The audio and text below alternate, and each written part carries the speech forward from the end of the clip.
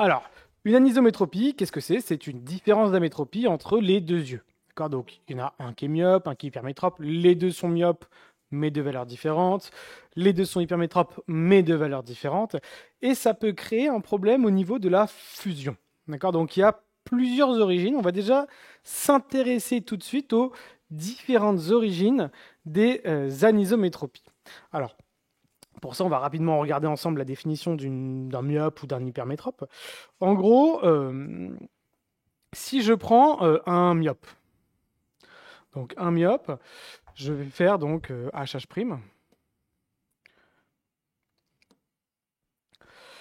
et il va y avoir R'. Alors là, pour l'instant, on ne sait pas si c'est un myope ou un hypermétrope. On sait si c'est un myope ou un hypermétrope, si quoi? Si je mets F'O. D'accord? Donc F'O, c'est le foyer image de l'œil. Si F'O est en avant, alors je suis myope. Si F'O est en arrière, je suis hypermétrope. Mais en gros, ce qui peut se passer, soit ma rétine, elle est trop loin, comme ici, soit elle est trop proche, mais sans avoir à déplacer la rétine, je pourrais très bien aussi déplacer quoi? Le foyer.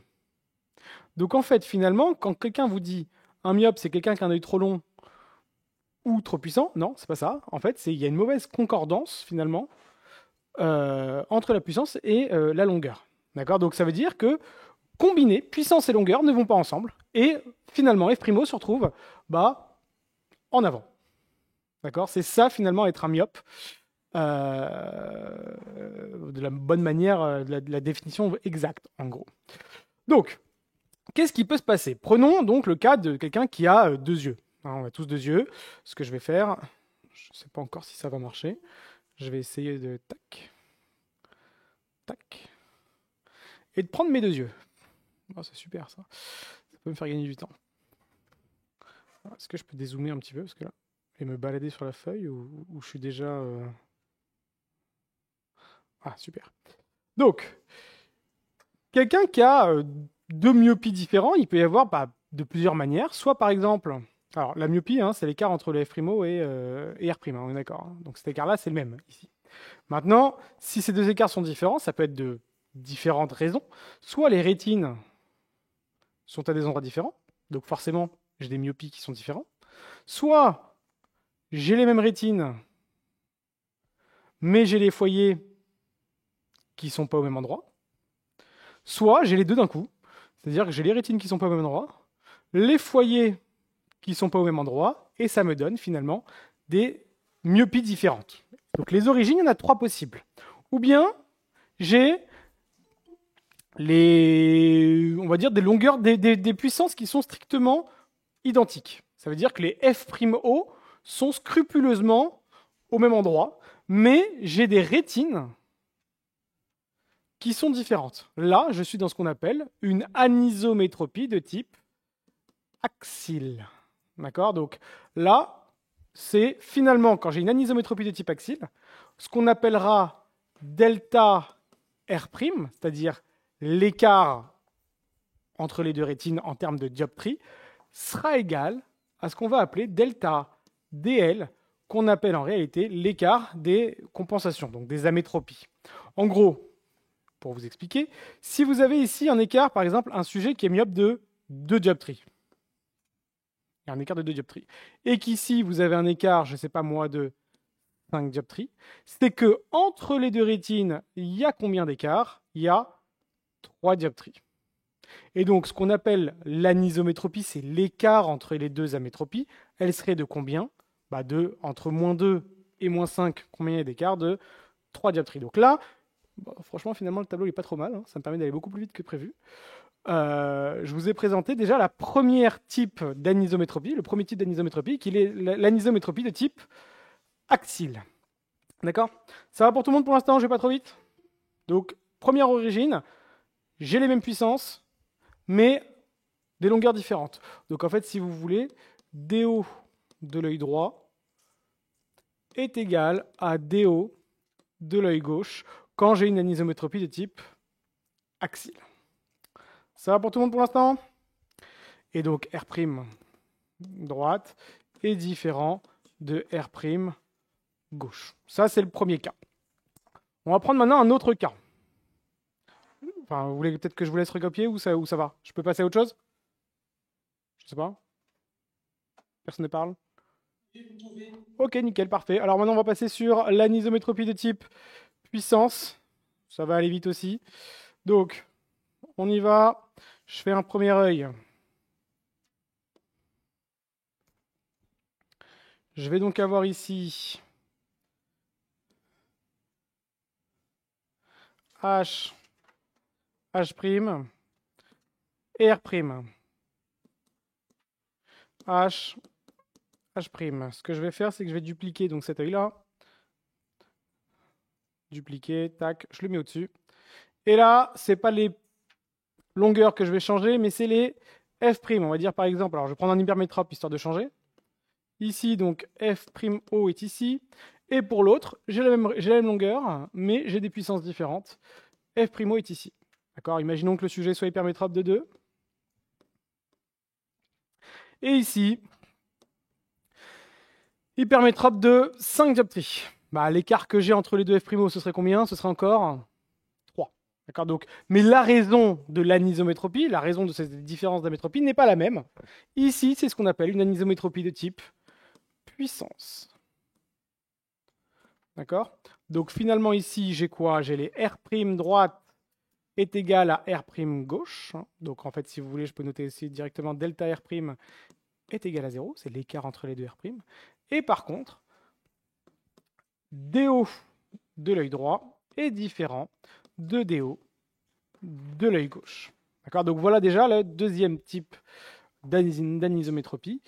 Enfin, la deuxième raison de l'anisométropie, c'est l'anisométropie qu'on appelle de type puissance. Ça va encore pour l'instant. Je vous laisse encore 30 secondes pour recopier. Et après, je passe au troisième qui peut arriver. Et ensuite, on va attaquer un petit exercice rapide pour voir ensemble si... J'ai pas trop envie de vous écœurer, mais je vais vous écœurer. C'est tout ce qui est démonstration, voir si vous connaissez un petit peu. Mais normalement, ça ne devrait pas tomber. Je vais quand même le faire la première demi-heure. Et après, passer à autre chose. Hop, je passe à la suite. Oh, j'ai plus de place à la droite. Oui. Anisométropie de type puissance, ça s'appelle. Et l'autre, c'est anisométropie de type axile. Axile, c'est différence de longueur, même puissance. De puissance, différence de puissance, mais même longueur. Et on peut avoir la troisième, qui est l'anisométropie de type mixte. Mince, j'ai oublié mes règles. Hop, je vais les récupérer ici. Je vais les récupérer là. Tac. Excusez-moi, je me balade un petit peu. C'est la première fois que je travaille sur ce tableau là. Je suis pas encore à l'aise. Hop, on y va. Eh ben non, ça marche pas. Hop, je vais récupérer ma règle. Je vais encore faire un œil. H, H' et R'. Donc, je vais baisser un peu tout ça. Tac. Alors ici c'est H, ici c'est H' et ici c'est R'. Je vais donc prendre cet œil-là, le dupliquer. Alors peut-être pas dupliquer la règle non plus, pas la pousser. Tac. Hop. Dupliquer, remonter tout ça au-dessus. Et donc on va se retrouver ensuite dans le cas de l'anisométropie de type ce qu'on appelle mixte. Donc là on va avoir R'D différent de R'G et des œil droit différent de DE de l'œil gauche. Donc là, hop, excusez-moi, les R' sont différents. Et par exemple ici, F', je le mets là, et lui, je le mets là. Là, j'ai fait vraiment un cas extrême. Il y en a un qui est mi-up, un qui est hypermétrope. Les F' sont pas au même endroit, les R' sont pas au même endroit. En gros, ça, c'est une anisométropie de type mixte. Déjà, il faut connaître les trois origines de l'anisométropie. Et ensuite, on va voir leurs conséquences quand on va équiper une personne ou pas en lunettes, voire en lentilles. D'accord. Donc ce cours-là, c'est pas ultra intéressant, je vous rappelle, hein, c'est pas un chapitre super sympa, c'est un peu long. Et on va voir un petit peu dans quel cas il peut tomber et dans quel cas ça peut mal se passer. Je peux continuer dans le petit livret de cours? Oui, vous l'avez, oui. Alors on y va, je passe pas à autre chose. Donc je vais ouvrir une nouvelle page. Je sais pas si je peux ouvrir une nouvelle page. Comment on fait? Ah, nouvelle page. Hop, nouvelle page vierge. Comment ça marche? Page vierge. Super. Alors, on va faire un exercice. On va voir un petit peu qu'est-ce qu'il peut y avoir comme problème à cause d'une anisométropie. D'accord? Donc, je vais prendre ici le cas d'une anisométropie de type... je prends le mix même, comme ça on est tranquille. Alors, je prends un énoncé. Je vais vous dire par exemple que la longueur H'R' est égale à 0,02267 mètres. D'accord? Donc c'est à peu près 22 mm,267. Et je vais vous dire que je prends un objet à 40 cm de H. Donc je porte pas de lunettes pour l'instant, d'accord? Et je vais vous dire que l'objet donc AB, il mesure, je sais pas moi par exemple, 40 cm, qu'est-ce qu'on peut regarder? Un objet qui mesure 10 cm. Qui mesure 10 cm. D'accord? Donc un objet qui mesure donc 10 cm, qui est à la hauteur donc de... Enfin à distance de 40 cm. Donc je vais faire un petit schéma de la situation. Il est où le compas? La règle, hop. Donc je fais un schéma de la situation. Et je vais vous dire, alors, l'œil droit, ça va être ça, sa longueur. Et l'œil gauche, alors je vais quand même prendre une autre longueur pour l'œil gauche. Excusez-moi, il faut que je prenne quand même voilà. 1,55, on va dire. 0, alors, pour quand même faire proprement les choses, je vais baisser tout ça, et hop. Ici, je vais dire H'R' gauche est égal à 0,024 290 mètres. D'accord? Donc j'ai deux yeux qui ont des longueurs différentes. D'accord? Je vais vous dire par exemple, je sais pas moi, R pour l'œil droit, on va dire que c'est égal à moins 1 dioptrie. Et R pour l'œil gauche, c'est égal à moins 3 dioptries. D'accord? Donc on vous donne aussi ce qu'on appelle les réfractions axiales de l'œil droit et de l'œil gauche. Et la question, ça va être la question, donc, calculer ce qu'on appelle le rapport aniséiconique. En gros, c'est ce qu'on appelle le rapport des tailles d'image rétinienne. D'accord? On l'appelle en général ρ, ce calcul-là. D'accord? Alors, je vais faire un schéma de la situation. Ah. J'ai deux yeux.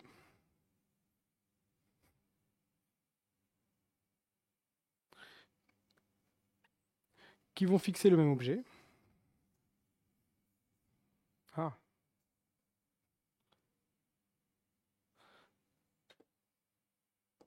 J'aime pas du tout je crois que je vais arrêter le tableau, je le déteste. Ça m'a ralenti de ouf. Et alors attention, ici vous avez des longueurs des yeux, vous voyez, qui sont différentes. On voit ici que l'œil le plus long, c'est qui? C'est l'œil gauche. Donc sur le schéma, il faut que l'œil gauche, je vois bien que ce soit plus long que l'œil droit.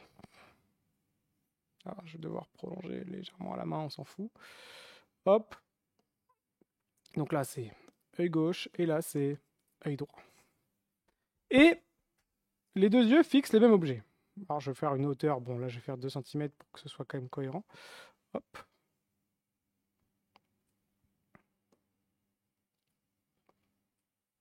Et qu'est-ce qui va se passer? Je vais me rendre compte que, alors bien évidemment, on va faire un schéma, excusez-moi. Il faut quand même que je remplisse tout. Et à chaque schéma, vous devrez systématiquement toujours faire quoi? Une chaîne d'images. Donc l'idée ici, c'est de dire que quoi? Qu'on va devoir faire un schéma qui dit qu'il y a un objet AB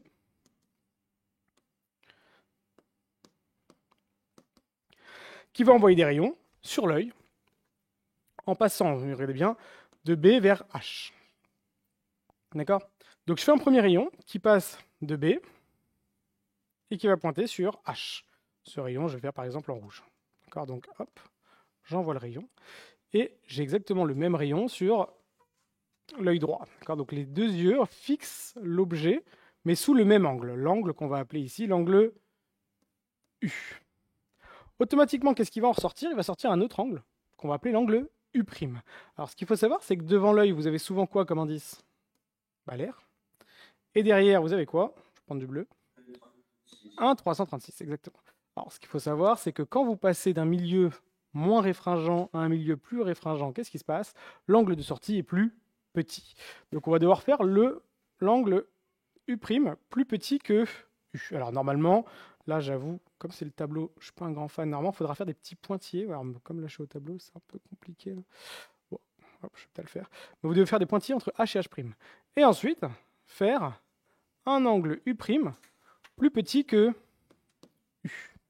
Alors là, comme c'est les mêmes yeux, et les mêmes angles U surtout, j'ai le droit de faire les mêmes U'. Et on se rend compte après que quand on compare ici U', l'image de l'œil droit et l'image de l'œil gauche, il y a visuellement un écart entre les deux. On le voit légèrement, l'œil gauche paraît plus grand que l'œil droit en termes de taille d'image rétinienne. D'accord? Donc, on va devoir calculer le rapport entre les deux tailles d'image rétinienne, et donc pour ça, on va devoir calculer la taille de chaque image. D'accord? Alors, pour ça, on va devoir faire un grand calcul. Est-ce que pour l'instant ça, mon schéma m'a l'air complet? Ouais, c'est bon. Donc on va devoir déjà calculer la taille A'B', que dans beaucoup d'écoles vous appelez directement Y'. Ça va? Le Y', tout le monde voit ce que c'est maintenant? Parce que l'A'B', je crois qu'ils ne l'appellent pas comme ça. Alors, pour ça, on va devoir calculer A'B'. Donc on va faire un début de démonstration. On va regarder ce qui se passe du côté droit de mon schéma. Et on va dire que, déjà, on va être ce qu'on appelle dans les conditions de Gauss. Donc, dans tous les cas, dans toutes vos démonstrations, vous commencerez par dire que tangente de U', ou tangente de U même, peut s'écrire directement U, ou U'. D'accord? Ça, c'est les conditions de Gauss. Et on va dire que, finalement, tangente de U', si je fais la tangente, si on regarde bien dans le triangle bleu ici, c'est A'B' divisé par H', R', ou H', A', d'accord? Parce que l'image est sur la rétine. Donc, vous êtes d'accord avec moi, tangente U', je peux le remplacer par U'. Ce qui fait que moi, je cherche quoi? Je cherche A'B'. Si je l'isole, finalement, ça me donne quoi? Ça me donne U', que j'ai remplacé à la place de tangente U', fois quoi? H', R'. Alors, l'avantage, c'est que pour l'instant, je connais déjà quoi? H', R'. D'accord? Donc, H', R', je le connais. Et il ne me reste plus qu'à chercher U'. Alors U', je suis un peu bloqué, mais je passe d'un milieu moins réfringent à un milieu plus réfringent. Et il y a un gars qui a inventé une formule qui s'appelle Lagrange-Helmholtz, mais ils sont deux d'ailleurs. Donc d'après Lagrange-Helmholtz, vous avez une relation qui dit que n fois U est égal à n' fois U'. En gros, l'indice d'entrée multiplié par l'angle U est égal à l'indice de sortie multiplié par l'angle U'. D'accord, donc on va pouvoir isoler rapidement U', qui va donc être égal à quoi? N fois U divisé par N'. Ce qui fait que lui, là, le U', je vais le remplacer par tout ça. Donc, A'B', je pourrais le noter directement. Comment? N fois U sur N' fois H', R'. Alors, ce qu'il y a de bien, c'est que je connais lui. Je connais lui, c'est 1, lui c'est 1,336. Il me reste plus qu'à trouver qui? L'angle U. Et si je regarde dans le triangle rouge, l'angle U c'est quoi? Je vais le noter ici. Alors, tangente de U, c'est voilà, c'est AB. Voilà, AB, très bien, sur, alors AH, HA, comme on s'en fout un peu des signes, vous pouvez ce que vous voulez. Moi, je mets HA, je mets pas les barres. C'est des angles, hein. Donc on peut très bien le faire. Et donc là, à la fin, qu'est-ce qui va se passer? Je vais dire directement que A'B' c'est égal à quoi? N sur N', fois, à la place de U, AB sur HA, fois H', R'. Et là, magie. Lui, je le connais, lui, je le connais. Lui, c'est dans l'énoncé, lui, c'est l'objet. Hein. Et lui, je le connais aussi. Donc là, je connais tout le monde. Je vais dézoomer un petit peu pour qu'on puisse voir un peu l'ensemble. Et donc ça va me permettre de calculer ce qu'on va appeler, nous, d'abord, mince, je voulais pas l'écrire en vert, je voulais l'écrire en noir, petit r. Petit r, c'est toujours ce qu'on va appeler A'B' sur A'B', mais attention, c'est A'B' de celui qui paraît le plus grand sur le A'B' qui paraît le plus petit, d'après le schéma, qui paraît le plus grand. C'est l'œil gauche. Donc je vais noter ici A'B' de l'œil gauche sur A'B' de l'œil droit. D'accord? Ça va me donner quoi? Donc je recopie moi toute la formule que j'avais mis. Et donc ça fait n sur n' fois AB sur HA fois H'R'. N sur n' fois AB sur HA fois H'R'. Alors ce qui va se passer, c'est que les indices, ce sont les mêmes. L'objet, c'est le même. Il est positionné à la même distance. Donc qu'est-ce qui va se passer à la fin? Il restera plus que quoi? Alors c'est gauche sur droite. Et donc, si je continue, ça va juste me faire, si je fais l'application numérique, alors excusez-moi parce que je l'ai mis là-bas, c'est 0,024290 sur 0,0222 2,2,2,6,7. Et donc là, si vous pouvez juste me donner la valeur finale qui va être égale à 1, pour le coup, je ne sais pas, virgule combien? 1,09. Donc ça, c'est juste le calcul de ce qu'on va appeler le rapport entre les deux images. Derrière, une fois que vous avez tout ce rapport-là, vous allez calculer ce qu'on appelle ρ. ρ, c'est le rapport aniséiconique, qui va être en pourcentage. Ça va être R moins 1 fois 100. Et quand on fait le calcul, 1,09 moins 1 fois 100, ça me donne 9%. Qu'est-ce que ça veut dire que ce 9%? 9%, ça veut dire que l'image de l'œil gauche, qui est plus grande que celle de l'œil droit, est quoi? 9% plus grande que celle de l'œil droit. Donc celle de l'œil gauche est 9% plus grande que celle de l'œil droit. Et il faudrait que vous connaissiez un truc. C'est que si ρ est inférieur ou égal à 3%, ce qui n'est pas le cas ici, on va dire que la fusion est possible et confortable. Si, par contre, ρ est compris entre 3% et 10%, fusion possible et inconfortable. Et enfin, si ρ supérieur à 10%, fusion quoi? Impossible. Donc c'est pas le chapitre le plus intéressant. Mais pourquoi il faut le connaître? Parce que dans les sujets, qu'est-ce qui va se passer? Très souvent, les sujets vont avoir des problèmes de fusion. Les problèmes de fusion, il peut y en avoir plusieurs d'origines possibles. Et une des origines possibles, c'est quoi? C'est l'aniséiconie. D'accord?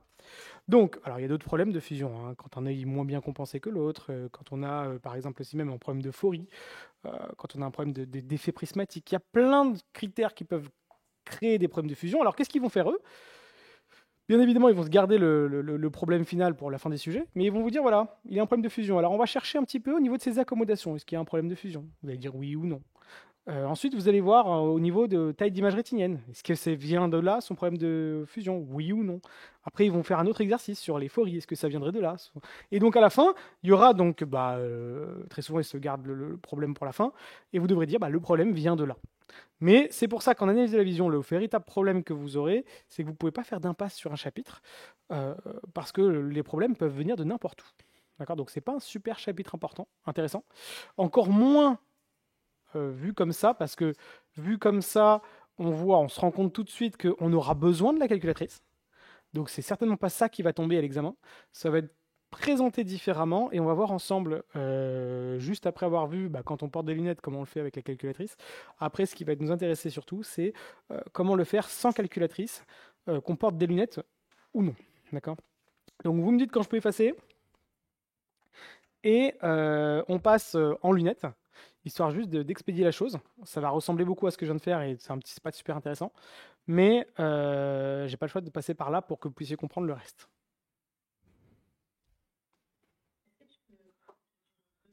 Je... Ah, pour voir l'intégralité? Ok, je vais essayer de voir C'est bon là? Ouais, je pense qu'on est bien. Je peux me zoomer encore un peu, Chris, si vous voulez. Quoique, parce qu'il y a mon image en haut à droite. C'est peut-être pas top. Donc, on va passer maintenant aux gars qui portent des lunettes. Donc, quand on porte des lunettes, c'est un peu plus long, c'est même beaucoup plus long. Donc, on va vous prendre un énoncé. Par exemple, on va vous dire le sujet est parfaitement compensé avec DL égale, je sais pas moi, pour l'œil droit. Hein. On va prendre un myope, moins 4 dioptries. Et DL, œil gauche, on va prendre un hypermétrope, par exemple. Faut que je prenne un truc un peu puissant quand même. Plus ouais, c'est chiant. Plus 6 dioptries. Allez hop.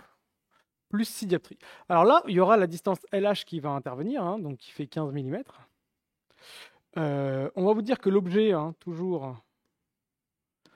Alors, en général, l'objet, ils ne vous le mettent pas proche, ils vous le mettent à l'infini.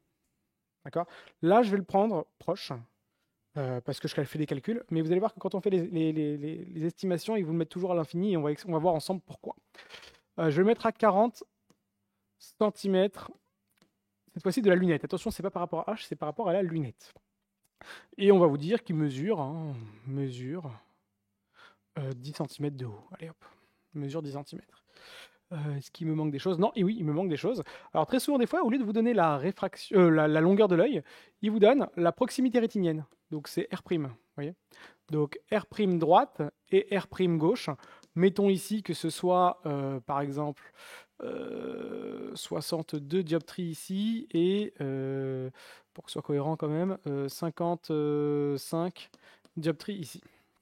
D'accord, donc ça, c'est ce qu'on appelle les proximités rétiniennes. Alors attention, pour les proximités rétiniennes, je vous remets la formule quand même. Je vais vous la mettre côté gauche, histoire de déborder tout de suite. J'arrive pas très bien à gérer cette histoire. Hein. Voilà, merci. Alors, hop, je me balade maintenant dans la feuille. Et, peut-être un peu trop zoomé là. Et vous allez avoir, attention, je vous le mets ici, H', R'. Sa formule, c'est 1,336 divisé par R'. Ou bien, hein, R' est égal aussi à 1,336 divisé par H', R'. Donc il faut savoir qui est l'œil le plus long grâce à R'. D'accord? Donc, pour vous, l'œil le plus long entre R' droite et R' gauche, c'est celui qui a 62 dioptries ou 55 dioptries? 55, on est tous d'accord sur ça. L'œil le plus long, finalement, ici, ce sera donc l'œil gauche. Donc, je vais devoir faire un schéma avec l'œil gauche qui est plus long que l'œil droit. D'accord? Alors, on y va. Hop là. Je vais donc commencer mon schéma avec... Donc, alors, des fois, ils appellent ça le couple oculaire. Alors, couple oculaire, très souvent, pour vous, ça fait référence à Q' droite, Q' gauche. Et donc des fois, ça vous perturbe un peu. Dupliquer, comme ça au moins, hop, j'ai juste à faire comme ça.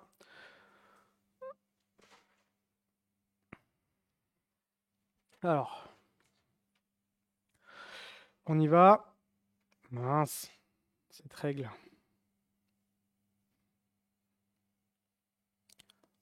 H. H'.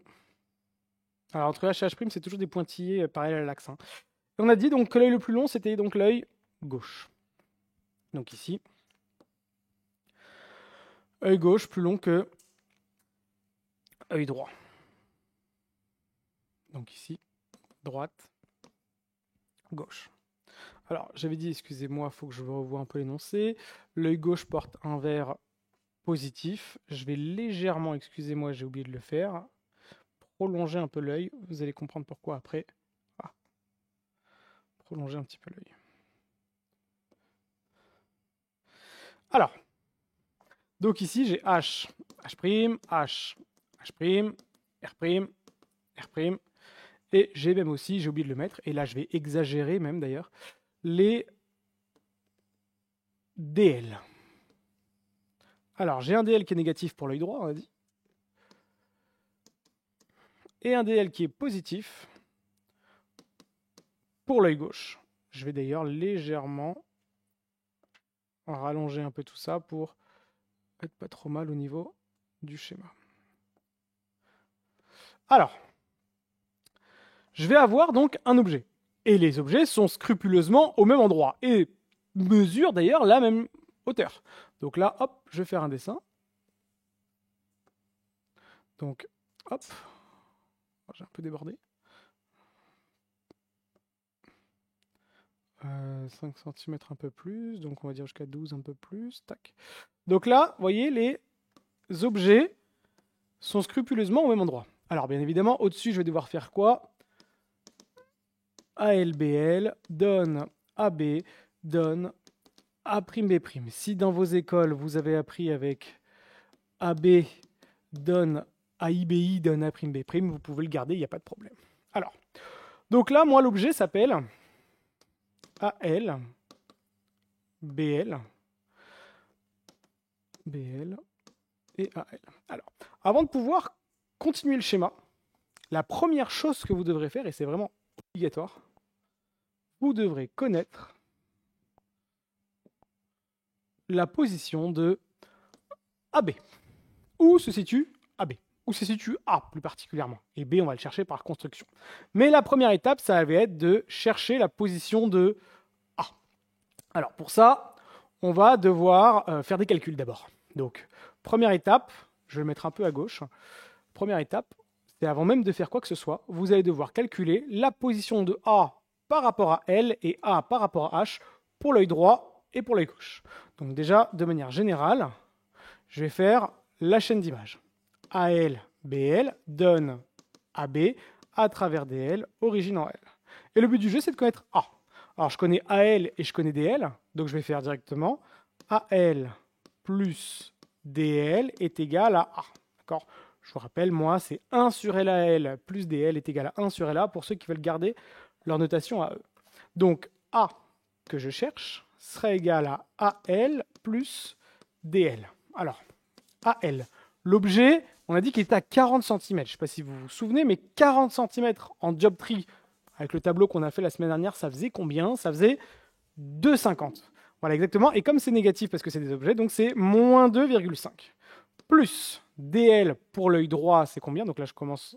Alors, en fait, en général, ce que vous pouvez faire, c'est faire ensuite ici, dire je fais le calcul pour l'œil droit et je fais le calcul pour l'œil gauche. Ça peut vous faire gagner un petit peu de temps. Donc je vais remettre, excusez-moi ici, A est égal à moins 2,5, plus pour l'œil droit, c'est combien? Moins 4. Ça fait donc moins 6,5 dioptries. Ce qui fait que la distance LA, alors j'ai un peu besoin de vous, 1 sur moins 6,5, ça me donne moins 0,154, peut-être, quelque chose comme ça. 150, ah super, pas mal hein, dans les calculs de tête. Ensuite, je fais la même chose. A est égal donc à moins 2,50, mais cette fois-ci, plus, alors excusez-moi, il faut quand même mettre des parenthèses ici, plus, les plus 6. Ça me donne plus 3,50. Ce qui fait que LA sera égal à 1 sur plus 3,5. Je crois que ça fait 0,284. 85 86 86 mètres. Merci. Alors là, j'ai déjà la position de A par rapport à L. Ce qui est pas mal, ça me permet de le positionner. Et donc, si on regarde un petit peu sur l'œil droit, c'est une valeur négative, moins 154 mm, si vous préférez, ou moins 0,154. Et je me retrouve avec un A, finalement, qui, dans le schéma, va se retrouver ici, plus proche que l'objet. D'accord? Et ce sera systématiquement le cas. Quand vous avez un objet que ce soit proche ou loin, A sera toujours entre l'objet et le vert. C'est systématique. Quand on est myopère, bien sûr. Par contre, pour l'hypermétrope, je vois que c'est une valeur qui est positive. Donc l'image intermédiaire A sera où, finalement? Et c'est pour ça d'ailleurs que je l'ai prolongée. Elle sera plus loin. Alors, je vous rappelle quand même qu'entre H' et R', il y a à peu près 2 cm.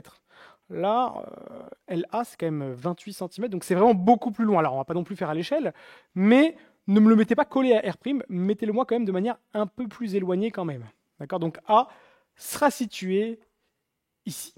Alors, j'ai un réflexe quand même pour ce type de sujet-là. Dès que vous avez trouvé la position de A par rapport à L, vous me la cherchez par rapport à H juste après. Donc on va devoir faire encore un calcul. AB donne A'B' à travers DO origine H, H'.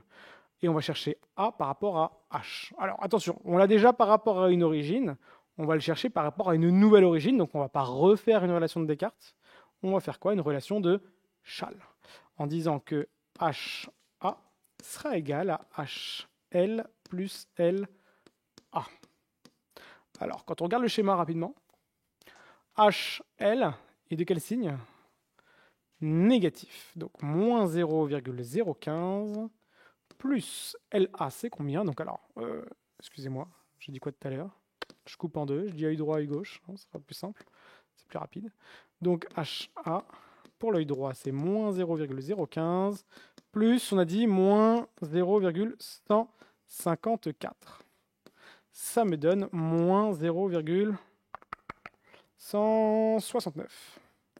Alors, j'ai un principe en général. Je le recalcule en dioptrie. Je ne vais pas le faire. Ça m'embête un peu. Parce que ce serait trop long.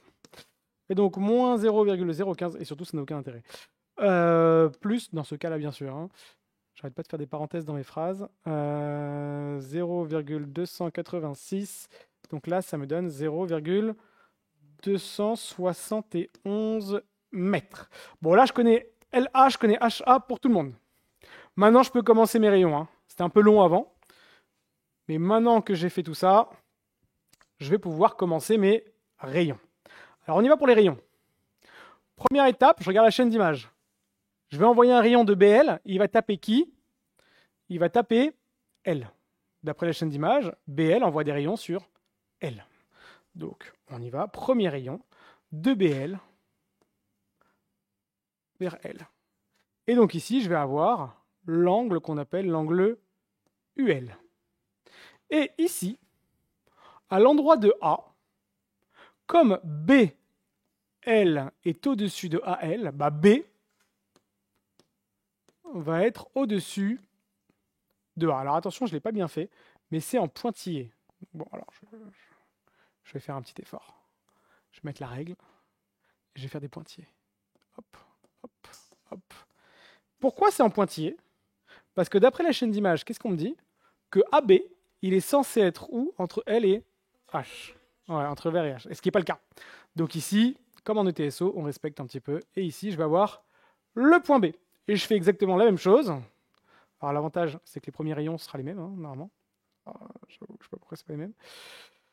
BL. Tac. Et donc ici, j'ai l'angle... J'aurais pas dû enlever ma règle, mais c'est pas grave. UL. Sauf que là, bah, le point B, il va être plus loin. Je vais devoir prolonger pour aller choper qui? Le point B dans le plan de A. Et donc ici, tac. Bah, encore plus que tout à l'heure. Le point B, il est virtuel. D'accord? Ça va pour tout le monde pour l'instant? Ensuite, d'après la chaîne d'images, je suis parti de BL, je vais taper L. Maintenant, je pars de B, je vais taper qui? Je vais taper H. On va faire du vert. Donc, je vais partir de B. Et je vais taper H. Mais attention, le rayon B, hein, il est censé être réel entre qui et qui? Entre DL et H, exactement. Alors, je ne sais pas pourquoi ça s'est pas mis en vert, là. Hop. Donc, tout ce qui est avant, c'est virtuel. Tout ce qui est après, hop, ici, je vais avoir U', enfin U, tout simplement, excusez-moi. Et je vais faire la même chose pour l'œil droit, enfin l'œil gauche, excusez-moi, hop. L'œil gauche, je vais partir de B et je vais taper H. C'est un peu compliqué avec la règle. Ça bouge trop. Hop, parfait. Donc hop, je suis réel entre L et H. Et pointillé pour les rayons qui sont le point d'origine, quoi. D'accord? Ça va pour l'instant pour tout le monde? Wow, j'ai fait une dinguerie. Tac, parfait. Ici, c'est l'angle U. Alors, on le voit là, c'est assez flagrant quand même. Hein. L'angle U, c'est balèze par rapport à l'angle U', de l'œil droit par rapport à l'œil gauche. Donc ici, l'idée, c'est de dire que quoi? Bah, je vais faire un angle U' plus petit que U. Je vais le faire en bleu. Et je vais me retrouver avec un A'B' rikiki. Comparé à quoi? Alors là, pour le coup, je ne peux pas le faire de la même manière, vous voyez? Je le descends un petit peu, je le baisse. Et là, je me retrouve avec un A'B' beaucoup plus grand que sur l'œil gauche que sur l'œil droit. Ça va pour tout le monde pour l'instant? Ouais. Vous parlez de ce A là? Le A ici? En faisant le calcul. C'est-à-dire que le calcul ici me dit qu'il est à 0,286 mètres. Alors, je vous avais dit qu'entre L et H, c'est à peu près 1 cm. Entre H' et R', il y a à peu près 2 cm. Donc là, globalement, ici, elle est grand max 4. Donc 28 cm, c'est vraiment beaucoup plus loin. C'est-à-dire qu'en fait, lui, ne considérez pas qu'il est dans l'œil. Il est vraiment derrière la tête. D'accord? Comme pour les hypermétropes, vous savez, le R est derrière. C'est vraiment l'équivalent de ça, quoi. Ça va pour tout le monde? Donc je vous laisse déjà commencer à recopier un petit peu ça au niveau de l'ordre. L'étape la primordiale, honnêtement, hein, l'étape la plus difficile à admettre, c'est d'aller chercher qui tout de suite? La position de A. Si vous ne faites pas ça, si vous n'allez pas chercher lui, là, d'abord, vous n'arriverez jamais à faire votre schéma. Donc c'est vraiment la première chose qu'il va falloir faire. Et alors, ça risque d'être un peu plus compliqué quand il n'y a pas la calculatrice. Mais il faut quand même le faire. D'accord? Donc je vous laisse déjà un petit peu recopier ça. On va maintenant passer au calcul. Le calcul un peu long, un peu chiant. Donc, le but du jeu, je vous rappelle, à la fin, c'est d'avoir la taille de A'B' de l'œil droit et celle de l'œil gauche. Donc on va toujours commencer par l'intérieur de l'œil. Au niveau de l'intérieur de l'œil, qu'est-ce qui va se passer? On va partir exactement de la même base que tout à l'heure. C'est dire que tangente U' égale U'. Bon, ça, je pense que j'ai plus besoin de le dire. Et c'est donc que U' est égal à A'B' sur H'R'. Donc on y va. Mince. Il faut que j'écrive en noir. Tac, avec un feutre noir. Donc, U' est égal à A'B' sur H'R'. Ce qui fait que, tout de suite, je peux dire que quoi? Moi, je cherche A'B' va être égal à U' fois H'R'. Ça va pour l'instant pour tout le monde? Alors, je connais H'R', mais je ne connais pas U'. Et donc, pour ça, je vais devoir exprimer, suivez bien, vous voyez le triangle bleu, l'angle U par rapport à l'angle U', excusez-moi, par rapport à l'angle U. Une fois que j'aurai l'angle U, je vais aussi faire une relation entre U et UL. Et une fois que j'aurai fait ces trois relations-là, j'aurai quasiment fini l'énoncé. Donc ici, l'idée, c'est de se dire que U', on va devoir l'exprimer en fonction de U. Alors pour ça, on va devoir utiliser, comme tout à l'heure, Lagrange-Helmholtz, qui dit que n fois U est égal à n' fois U'. Ce qui fait que U', je le remplace par quoi? N fois U sur n'. Ça bouge pas. Ce qui fait que je passe de là à dire que A'B' maintenant c'est égal à quoi? À n fois U sur n' fois H'R'. D'accord? Donc là, les étapes intermédiaires, je vais le faire sur le côté droit, et pour que vous puissiez comprendre comment je suis passé de l'un à l'autre. D'accord? Pour éviter que ce soit trop le brouillon, trop le bordel dans votre tête. Alors ensuite, là, je suis bien, je suis content, je connais n, je connais n', je connais H'R', mais je connais pas l'angle U encore. Hein, je connais pas l'angle U, je sais que je connais pas la hauteur de AB, hein, donc je suis un peu mal. Mais je vais devoir créer une relation entre U, l'angle U en vert là, et l'angle UL en rouge. Alors, pour ça, je vais quand même utiliser la hauteur AB. Alors, je vais m'intéresser un peu plus, parce que ça se voit mieux chez le myope, hein, donc dans le schéma vraiment en haut. J'ai deux triangles. Un triangle vert, que je vais essayer. Alors, maintenant que vous avez recopié, je peux quand même le rendre un peu plus dégueu. Je vais essayer de... Donc, vous avez un triangle vert qui est là. Mince. Pourquoi ça s'est pas mis en vert? Vert. Vous avez un triangle vert qui est là, qui fait tout ça. Et aussi, vous avez à côté un triangle rouge. Vous voyez tout ça? Alors, le triangle vert, c'est U, le triangle rouge, c'est UL. D'accord?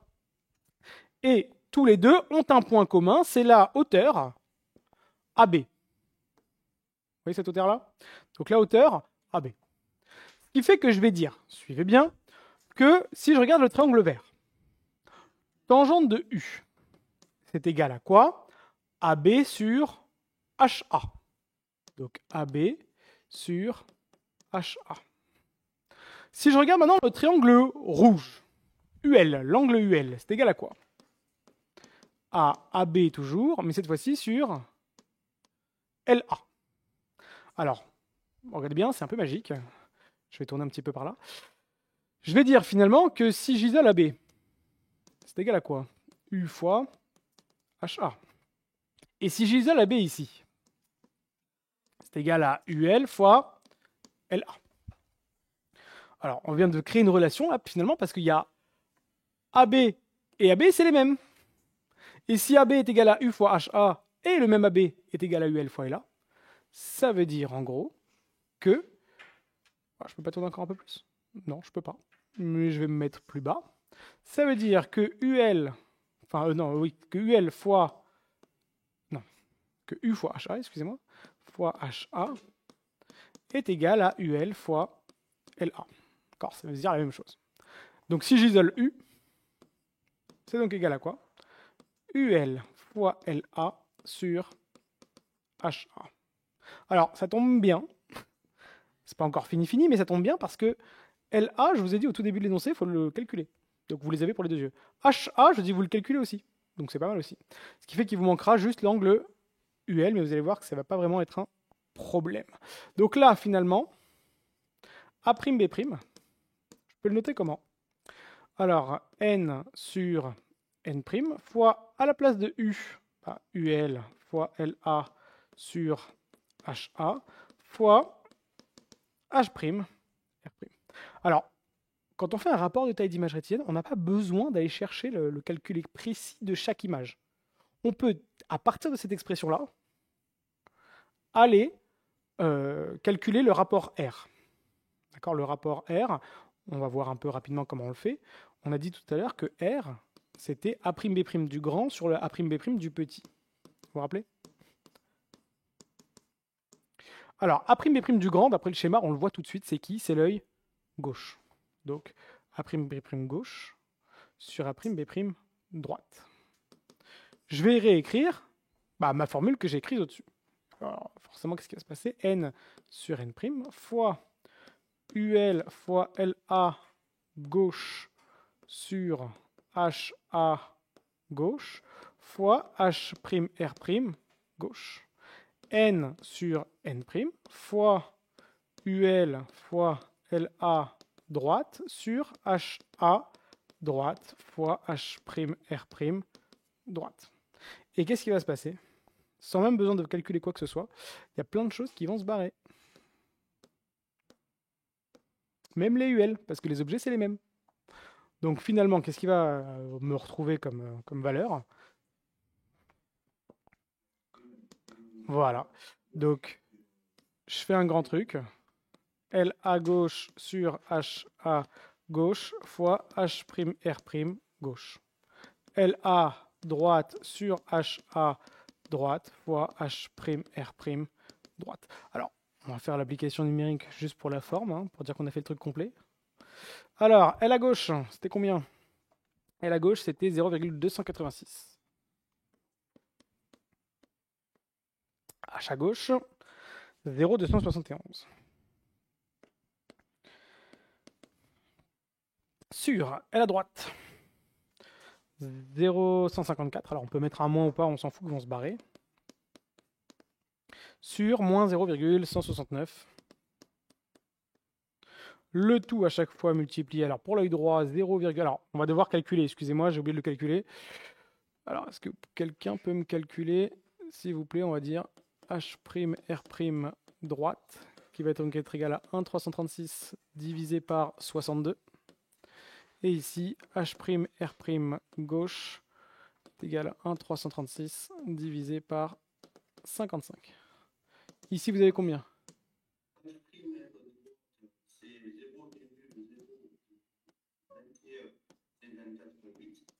Super, merci. Parfait pour les 6 chiffres après la virgule. Et l'autre?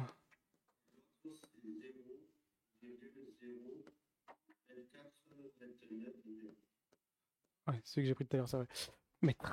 Excusez-moi, hop, mettre les unités. Donc ici, ça me donnera donc 0, donc c'était le gauche c'était le plus grand, donc 0,24 290 et 0,021 548. Et si quelqu'un a eu le courage d'aller jusqu'au bout, s'il peut me donner les 1, combien? Alors, ça doit faire beaucoup quand même. 1, j'ai été un peu balèze peut-être pour les chiffres. 15 plus carrément 1,2 presque.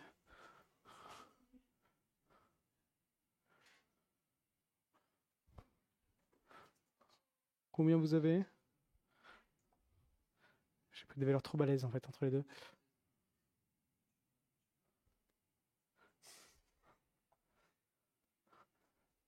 Suspense. Fauzi, je vous écoute. La calculatrice, elle met du temps à... Quoi le chiffre en haut? Je vois pas de quoi. Ah, 154. Ah, j'écris mal à ce point. Ouais.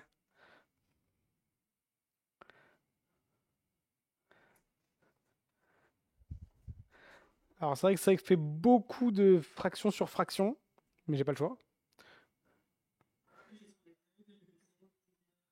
Non, c'est 1, quelque chose. Pas possible d'avoir 0, 1, combien? Donc 1,31, c'est un peu trop, hein. J'avoue, j'ai pris des valeurs qui sont pas super intéressantes.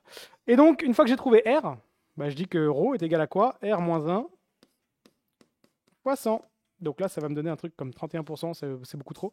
Mais donc, R, excusez-moi, 1,31 moins 1 fois 100, ça fait donc 31%. Alors là, il n'y a même pas de débat, la fusion est impossible, hein. En même temps, avec une anisométropie aussi énorme, plus 6, moins 4, mais j'ai pris les deux extrêmes. Pourquoi? Pour avoir les deux cas de figure avec un hypermétra par myope. Ah voilà, la fusion, il n'y a même pas de débat là. C'est celui qui arrive à fusionner avec ça, c'est un génie.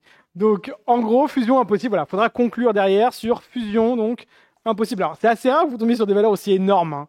En général, vous êtes aux alentours entre 3 et 10%, quoi, quelque chose comme ça. D'accord? Donc on dépasse rarement les 10. Donc voilà, ça c'est uniquement ce qui n'est censé ne pas tomber à l'examen. Donc c'était pas super intéressant. Mais en gros, ce qu'il faut en retenir de ça, c'est que les différents détails d'image rétinienne vous pénalisent sur la fusion. Et quand on porte des lunettes, et c'est sur ça qu'on va vous interroger en réalité, quand on porte des lunettes, il y a deux facteurs qui vont rentrer en compte dans le rapport détail d'image rétinienne. Alors, ce qu'il faut savoir, la conclusion qu'il faudra comprendre, c'est que plus un œil est long, plus la taille d'image rétinienne sera grande. D'accord? Donc il y a un premier facteur qui rentre en compte qu'on appelle le facteur axile. Attention, il y a l'anisométropie de type axile qu'on a expliqué tout à l'heure. C'était à cause des différences de longueur des yeux. Mais il y a ce qu'on appelle surtout le facteur axile. Dans une anisométropie, c'est quand on a des différences de longueur des yeux, pas forcément les tailles d'image rétinienne vont être impactées. Et ce qu'on va appeler le facteur axile. Premier facteur qui va rentrer en compte dans les tailles d'image rétinienne. Deuxième facteur qui va rentrer en compte, c'est la puissance du verre qu'on porte devant les yeux. Je ne parle pas de la puissance des yeux, je parle de la puissance du verre qu'on va porter. Vous le savez tous, vous avez dû voir en magasin que quand on regarde à travers un verre positif, on voit beaucoup plus gros. Et quand on regarde à travers un verre négatif, on voit beaucoup plus petit. Ce qui fait qu'il y a ce qu'on appelle des facteurs grossissants au niveau des verres. Et il y a donc ce deuxième facteur qu'il va falloir prendre en compte. Donc premier facteur, c'est ce qu'on va appeler le facteur axile. Deuxième facteur qu'on va appeler le facteur puissance du verre qu'on porte devant les yeux. Et il va y avoir un mélange des deux qui va soit s'équilibrer, soit s'amplifier. Si on analyse un petit peu la chose ici, qui était l'œil le plus long? C'était bien l'œil gauche. Donc forcément, à cause du facteur axile, du facteur que l'œil gauche était plus long, forcément la taille d'image rétinienne était déjà déséquilibrée en faveur de l'œil gauche. Donc l'œil gauche, vous voyez, plus grand. Mais deuxième facteur qui déséquilibre encore plus la chose, c'est que l'œil gauche, en plus d'être plus long, il porte un verre positif. Donc il verra encore plus gros par-dessus ce qu'il voyait déjà plus gros. Donc ça a amplifié cet effet d'écart entre les tailles d'image rétinienne entre l'œil droit et l'œil gauche. Et donc finalement, ça s'est additionné les deux ensemble. Si j'avais switché entre l'œil droit et l'œil gauche, uniquement les puissances, pas les longueurs, mais uniquement les puissances. Là, à ce moment-là, l'écart il aurait été beaucoup plus resserré. Il y aurait eu moins d'écart entre la taille d'image rétinienne de l'œil droit et de l'œil gauche, parce que le facteur axile aurait bien dit bah, l'œil gauche est plus long, mais le facteur puissance m'aurait dit attends, moi c'est l'œil droit cette fois-ci qui voit plus gros. Donc ça se serait plus ou moins équilibré. D'accord? Donc je peux passer à autre chose? Donc je vais passer maintenant à autre chose, vu que tout le monde me dit que c'est OK. Et donc on va devoir maintenant, en fonction des exercices, calculer ou estimer, on ne va pas vous dire de calculer, mais plutôt d'estimer, passer par des formules d'estimation de rapport des tailles d'image rétinienne. Donc, je vous rappelle, hein, je l'avais vu ici, on l'avait vu en page 1, il y avait donc les trois principales types d'anisométropie. Puissance, axile ou mixte. Donc puissance, j'ai les longueurs pareilles, mais les puissances DO différentes. Axile, longueur différente, mais puissance identique. Et mixte, c'est un peu le bordel, tout était un peu différent. D'accord? Donc, là, dans les sujets, qu'est-ce qui va se passer? On va vous dire, voilà, le sujet DL, œil droit par exemple, il porte, on va dire, -1 dioptrie. Et DL... Attention quand vous écrivez aussi. Ah ouais, excusez-moi. Excusez-moi, je vais repartir de l'autre côté. Hop là, c'est bon. Donc, DL, œil gauche, on va dire par exemple -5 dioptries. D'accord? Je vais peut-être écrire un peu mieux. Vous avez vu, j'aime pas trop cette encre. Hop. -5 dioptries. Donc là, je prends le cas de 2 myopes. D'accord?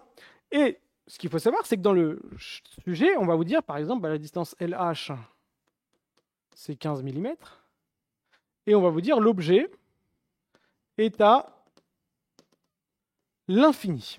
D'accord? Ça va vous simplifier les schémas surtout. D'accord?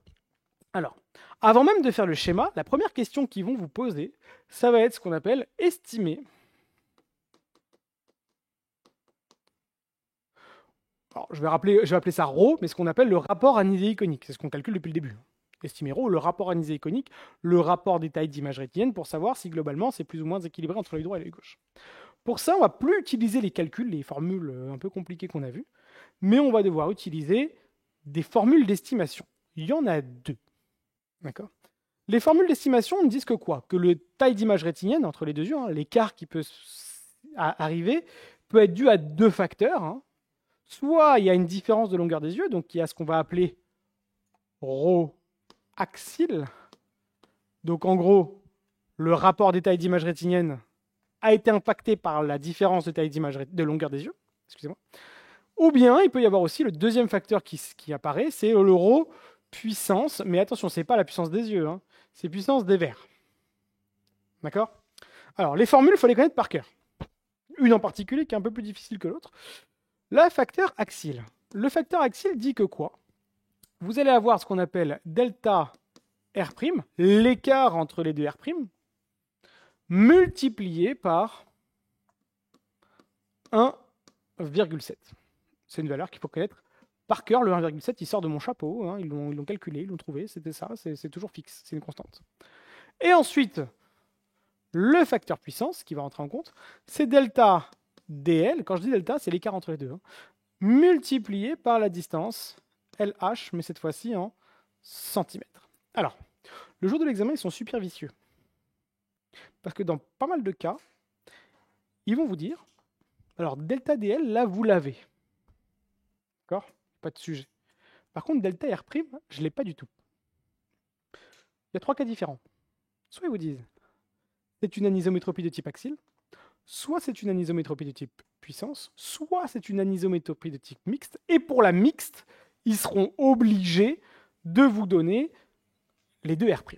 Mais s'ils vous disent, dans l'énoncé, anisométropie, par exemple, anisométropie de type, vous voulez qu'on fasse quoi? Puissance ou axial? Puissance, hop, on y va. Puissance. Anisométropie de type puissance. Qu'est-ce que ça veut dire anisométropie de type puissance? On se rappelle. Ça veut dire que les longueurs des yeux sont identiques. Donc delta R' va être égal à combien? Bah 0, parce que c'est les mêmes longueurs. Et donc ça, le problème dans l'examen, c'est qu'ils vont vous l'entendre en fait, en vous disant c'est une anisométropie de type puissance. Donc à vous de vous rappeler, qu'on l'a vu, anisométropie de type puissance, ça veut dire que les longueurs des yeux sont les mêmes. Et donc finalement, 0 fois 1,7, ça me donne 0%. Donc en gros, le fait que les yeux ont les mêmes longueurs n'a pas d'impact sur la taille d'image rétinienne. Il y a uniquement un seul facteur cette fois-ci qui va rentrer en compte, ça va être la puissance des verres qu'on porte devant les yeux, forcément. Quand je porte des verres de puissance différente, je vais avoir un petit problème. Alors on y va.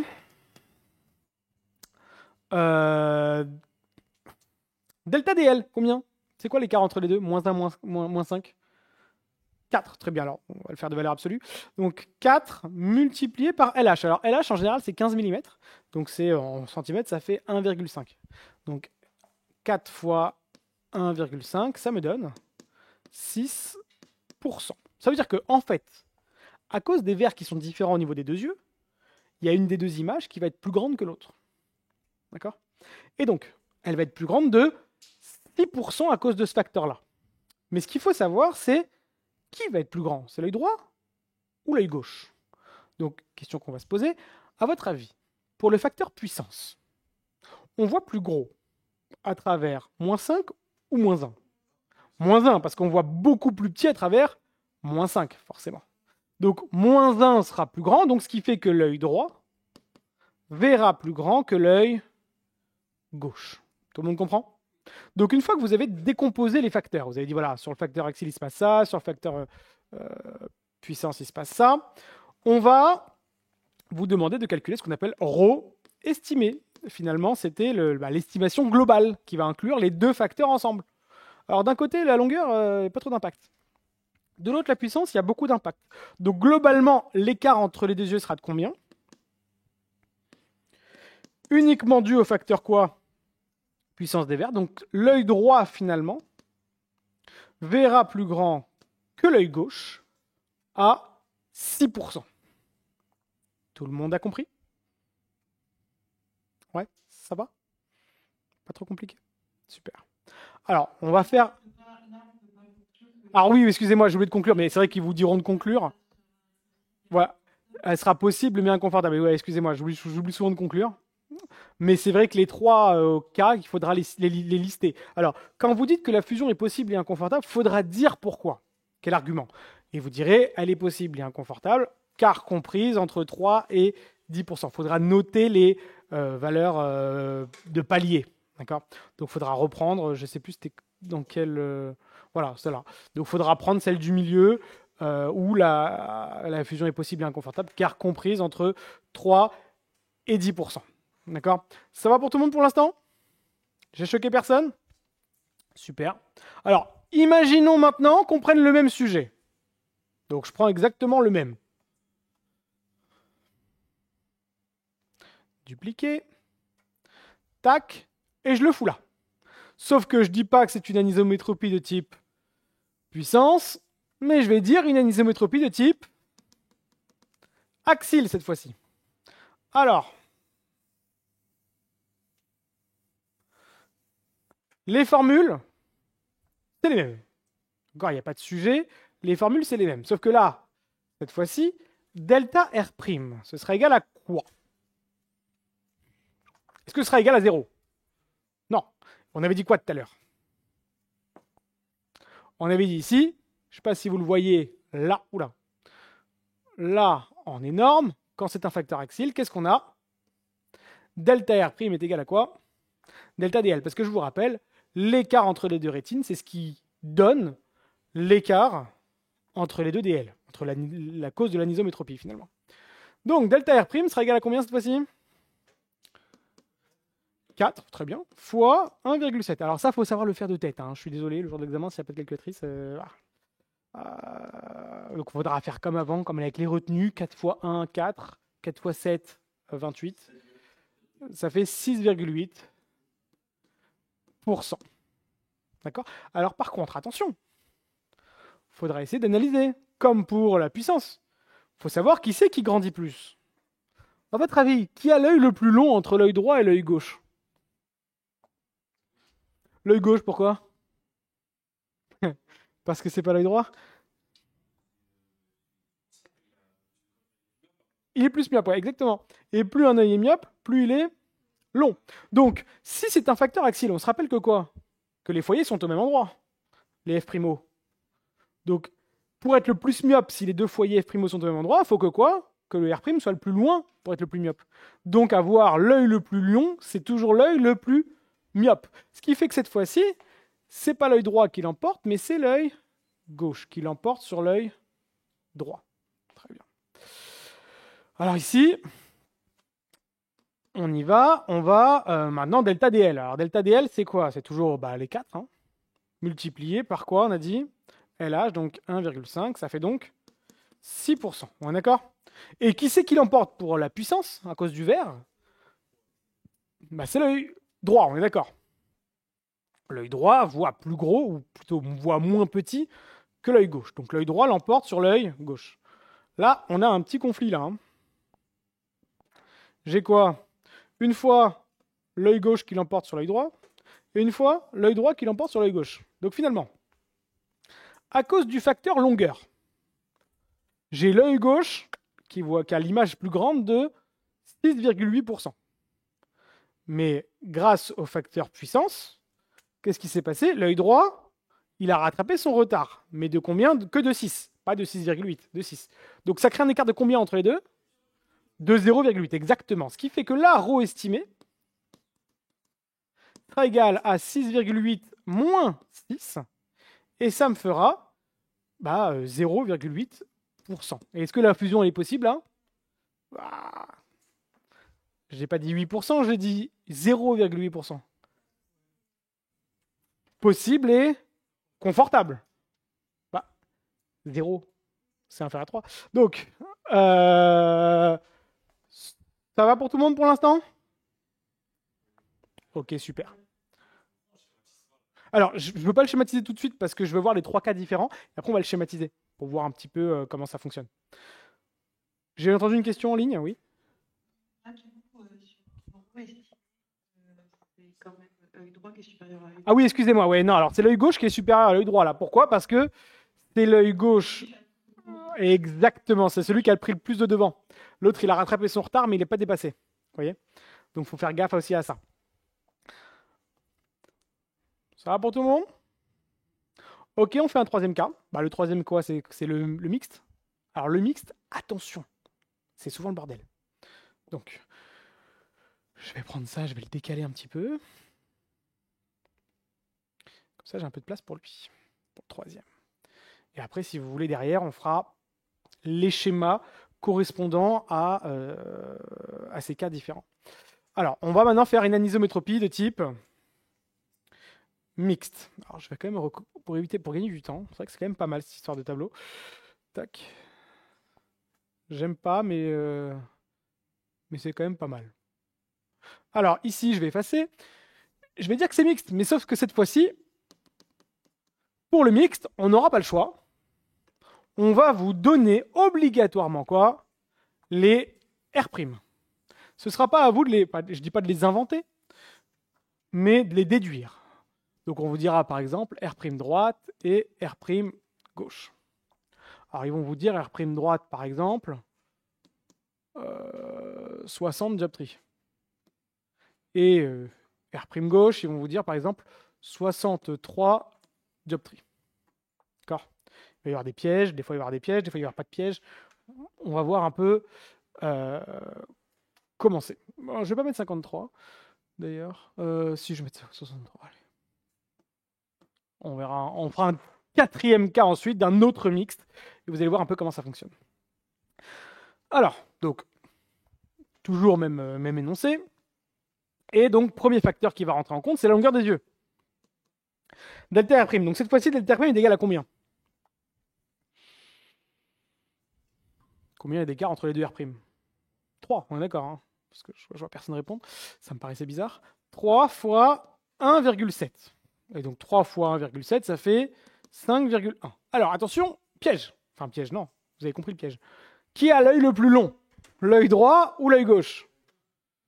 L'œil droit ou l'œil gauche? Alors attention, là c'est l'air prime, là, attention, hein, l'air prime qui prime. C'est l'œil droit ou l'œil gauche? C'est l'œil droit, exactement. Plus la proximité est faible, plus je suis loin. Rappelez-vous. Ah, non, mais l'autre, l'ancien truc, je vous donnais pas les R', attention. L'autre, vous devez le déduire vous-même, ce qui est différent. Donc, alors après, vous auriez pu prendre des valeurs, mais on ne vous les donnait pas. On est d'accord? Donc, ici, donc, c'est l'œil droit, donc pourcentage, hein, et c'est l'œil droit qui l'emporte sur l'œil gauche, donc de 5,1%. Je refais la même chose ici, delta dl. Alors, entre moins 1 et moins 5, il y a toujours combien? 4 fois 1,5. Et qui voit plus grand, l'œil droit ou l'œil gauche? À travers le verre.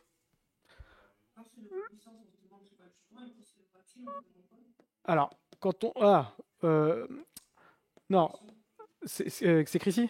Ouais, Chrissy. En fait, ce qu'on se pose comme question, c'est pour le facteur, pas pour l'euro. Hein. Enfin, l'euro, si vous voulez. Mais le facteur axile, qui a eu le plus long? Question que je me pose. Et pour le facteur puissant, c'est à travers le verre que je porte. Est-ce que je vois plus gros ou plus petit à travers ce verre-là ou ce verre-là?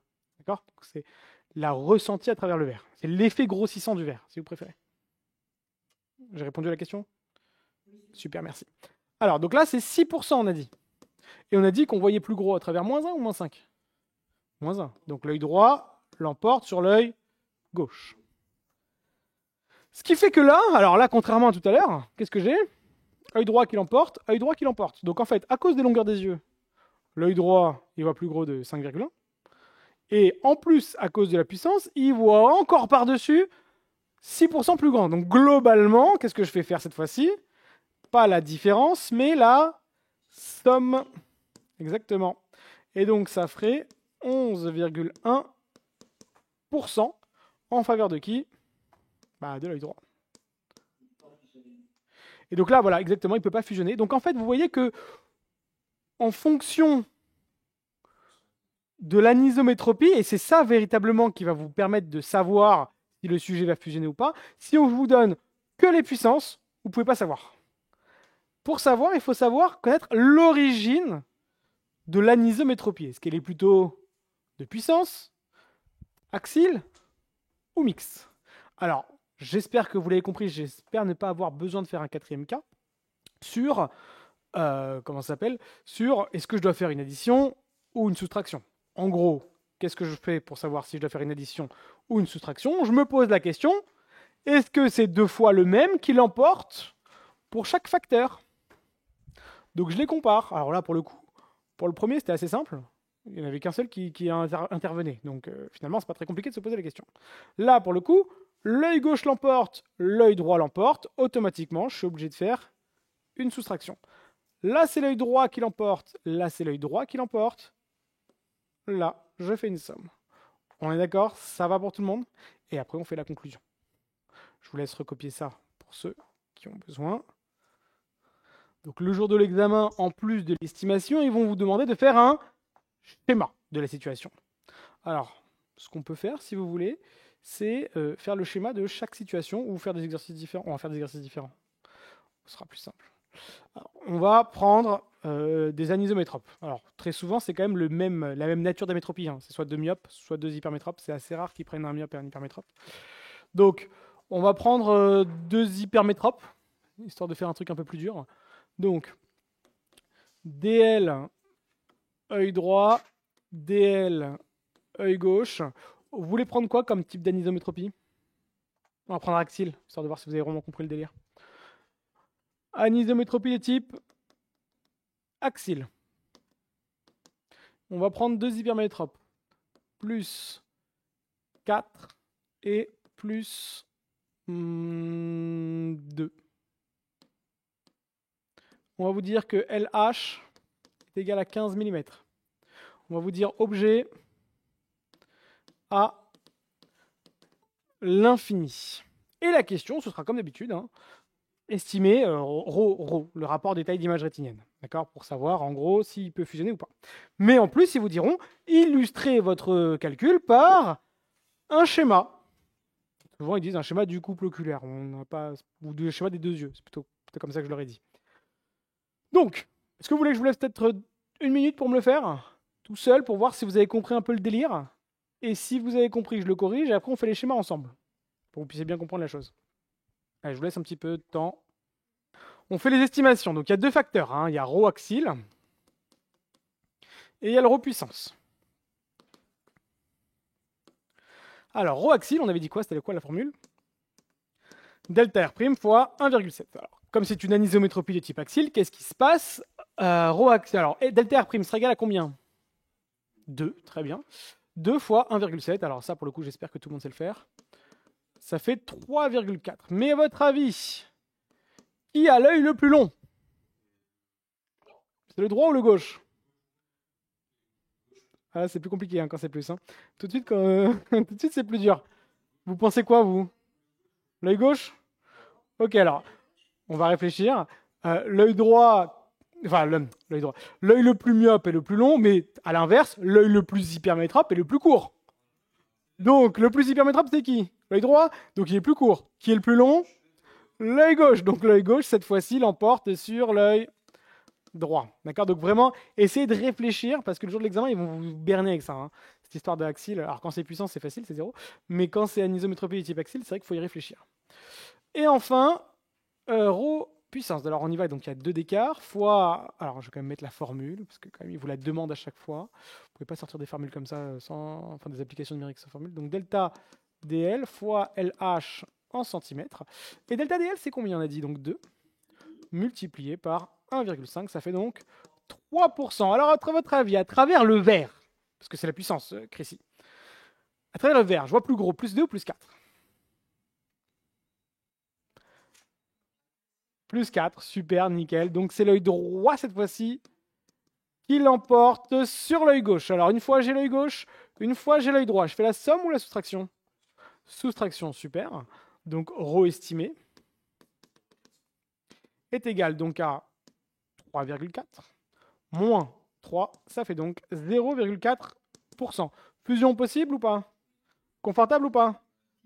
Possible et confortable, car inférieur à 3%. Il faudra citer à chaque fois le pourquoi vous dites quelque chose. Alors là, par contre, pour le coup, c'est pas sur ça qu'ils vous attendent, parce que ça, maintenant, j'espère que vous l'avez compris. En tout cas, je pense que vous le connaissez déjà. C'est sur le schéma. Comprenez un truc. Le jour de l'examen, quand on vous demande des calculs suivis d'un schéma, si le schéma est faux, tout est faux, même si vos calculs sont bons. On est bien d'accord? On veut tout bon ou tout faux. Il n'y a pas de demi-mesure. J'irai même vous dire que quoi? Que si vos calculs sont faux, mais vos schémas sont bons, c'est mieux pour eux. Peut-être qu'ils vous mettront des points. Alors, au niveau du schéma, ce qui va être difficile ici, c'est qu'on n'a pas de calculatrice. Et donc, vous vous rappelez tout à l'heure, quand je vous ai dit on commence par le schéma, et quand on commence par le schéma, on commençait par faire quoi absolument au tout début? C'était d'aller chercher la position de A. Sauf qu'il vous arrange en vous disant quoi? Objet à l'infini. Alors là, pour le coup, c'est là le piège. C'est là qui va arriver. Ah putain, merde, j'ai fait... en plus, je suis filmé, je dis des vulgarités. L'hypermétrope, c'est un peu plus lourd parce qu'il va falloir anticiper. Alors, j'ai de la chance. Je pourrais dézoomer, donc c'est bien, pas mal ce tableau. Alors, on y va. Je vais déjà faire dupliquer. Comme ça, au moins, j'ai une droite, j'ai une règle à la verticale, une règle à l'horizontale. Je m'embête pas. Je vais faire un œil. Et après, je vais le dupliquer pour faire l'autre. Donc, H, H'. Et R'. D'accord? Donc là, ça va être mon œil gauche. Et au-dessus, je vais faire mon œil droit. D'accord? Donc, on y va. Hop. Non, j'ai oublié un truc. Quand même super important. C'est surtout l'œil. Le vert. Ouais. Alors, c'est des verts positifs dans les deux, donc je vais commencer à mettre les chanfreins maintenant. DL. Et je crois que là, c'est bon. On est bon. Alors, dupliquer tout ça. Je vais remonter tout ça. Est-ce qu'ils voient? Ouais, c'est bon, ils vont voir. parfait. En plus, c'est pas mal parce que c'est pas le plus loin. Tac. Alors attention, comme c'est une anisométropie de type quoi? Axile, qui était l'œil le plus long, rappelez-moi? C'était l'œil gauche. Donc l'œil gauche, je vais devoir le faire un peu plus long. Hop. Et il faut que ça se voit sur le schéma. Si ça se voit pas sur le schéma, c'est 0. D'accord? Comme ça au moins, c'est clair. Et alors, petit rappel, mais on sait jamais. J'espère que j'ai pas besoin de le refaire, mais je vais l'écrire quand même en bas à gauche ici, là. Je vais faire un petit rappel. Je ne sais pas si vous vous souvenez, mais la définition de la puissance, sa formule, c'est 1 sur L F'. L, j'ai préféré.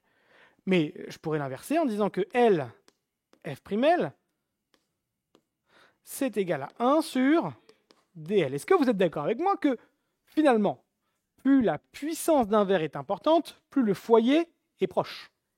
On est d'accord? Donc, suivez bien. Moi, j'ai quoi? AL, BL donne AB, donne A'B'. À travers DL, origine en L, DO, origine H, H'. Alors, il y avait une information importante dans l'énoncé qui disait que l'objet était où? À l'infini. Ce qui fait que ça me facilite pas mal de choses, parce que si lui était à l'infini, lui est où? F'L. Donc, sans calculatrice, vous avez quand même la possibilité de placer A au bon endroit. Parce que vous savez, finalement, que l'œil droit, lui, va avoir une puissance très élevée, donc un F'L pas trop loin. Et par contre, l'œil gauche, lui, qui porte plus 2, va avoir quoi? Ben, F'L beaucoup plus loin. On est d'accord? Ça va pour tout le monde? Donc ça, faut aussi y penser. En plus des rétines qui ne sont pas au même endroit, les F'L, je ne parle pas des F'L, hein, les F'L ne sont pas au même endroit. Et d'ailleurs, qui va être sur F'L? Ah. Donc on y va, j'envoie mes rayons. Donc pour l'objet, bah, c'est un rayon qui vient de l'infini. Donc vous pouvez faire un angle, et bah, un angle un peu aléatoire. C'est-à-dire que mon premier rayon, il va être comme ça. Et je vais le prolonger jusqu'à qui? Oula. Alors non, là on ne pourra pas le calculer parce qu'on n'aura pas la calculatrice. Et donc, faudra savoir qu'il est sur quoi F'L, et donc les mettre de manière cohérente sur les schémas pour avoir la A. Vous voyez, donc on n'a plus besoin de le calculer quand les objets sont à l'infini. Mais attention, il faut bien positionner la position de F'L pour pouvoir le faire. Donc ici, je vais avoir UL. Exactement, ouais. Attention, c'est toujours des schémas de principe. Il n'y a jamais de schéma ou à l'échelle ou choses comme ça.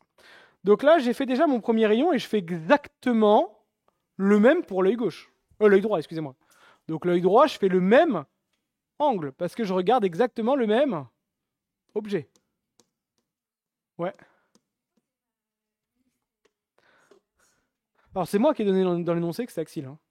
Alors ne confondez pas F'O et F'L. F'O, c'est la puissance DO de l'œil tout seul, tout nu. F'L, c'est uniquement le verre qui est devant. C'est pour ça qu'il faut faire la distinction entre les deux. D'accord? Ça, celui-là, là, il n'est pas dans l'œil, le F'L. Il est derrière la tête, beaucoup plus loin. C'est-à-dire que si je fais les calculs, il est pour l'œil droit à 25 cm et pour l'œil gauche à 50 cm. Il est beaucoup plus loin. D'accord? Donc là, j'ai les mêmes angles UL pour les deux yeux. Donc BL infini. Et en fait, honnêtement, pourquoi j'ai fait ce cours? Pour éviter que dans votre tête, ce soit encore dans ce bordel-là. C'est surtout pour ça. Parce que très souvent, quand je parle de facteur puissance, facteur axile et de anisométropie puissance et axile, ça c'est un peu le bordel. Donc, hop. Donc vous n'êtes pas venu pour rien, même si ce n'était pas le meilleur cours. Alors, hop, on y va. Donc ici, il va y avoir la position de la hauteur de B. Hop. Bien évidemment, alors là, encore plus, il est derrière la tête, c'est virtuel. Hein. Donc B va être ici. Hop. Hop, ici, je vais avoir B. Et ensuite, donc la chaîne d'images, hein, je partais de BL, je tapais L. Maintenant, je pars de B, je tape qui?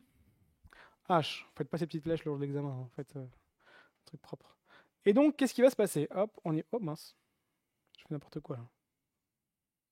Qu'est-ce qui s'est passé? Oh non, on peut pas remonter ce truc-là? Si. Parfait. Alors, je vais faire attention. Donc, je vais partir sur H et partir pointer vers B. Hop, c'est parfait. Donc là, je fais mon deuxième rayon d'une autre couleur. Je vais faire en bleu, par exemple. Tac. Et ici, je vais avoir l'angle U. Donc en fait, là, ils vous attendent surtout au tournant sur les schémas. Et à la fin ici, pareil, je vais avoir l'angle B. Enfin, à partir de B, je vais taper ici. Hop.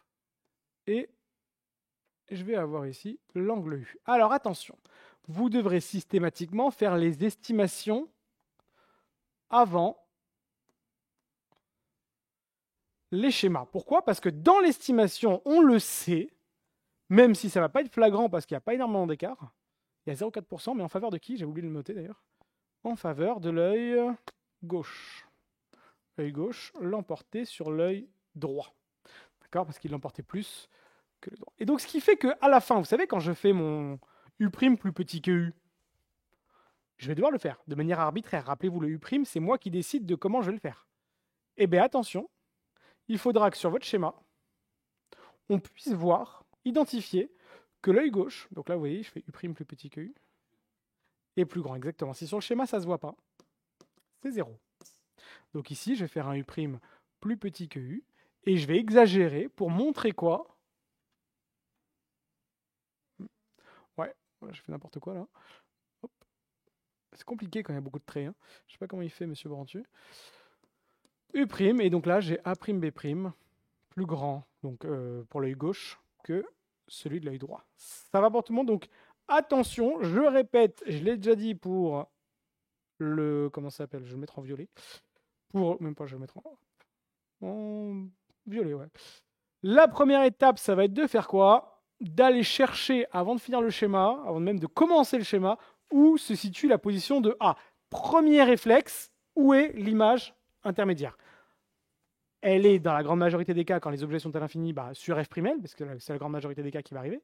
Mais n'oubliez pas que les F'L seront différents parce que je suis dans une anisométropie. Donc, il faudra juger qui est plus loin, qui est plus proche, etc. C'est ça la grande difficulté. Et pour ça que souvent, vous avez des erreurs dans vos schémas. Parce que vous avez oublié qu'en plus des R' qui sont différents, les F'L sont aussi différents. Ou des fois même, les R' sont les mêmes, dans le cas d'une anisométropie de type puissance, mais les F'L restent, quoi qu'il arrive, toujours différents. Est-ce que ça va pour tout le monde? Ouais, on va voir un dernier truc.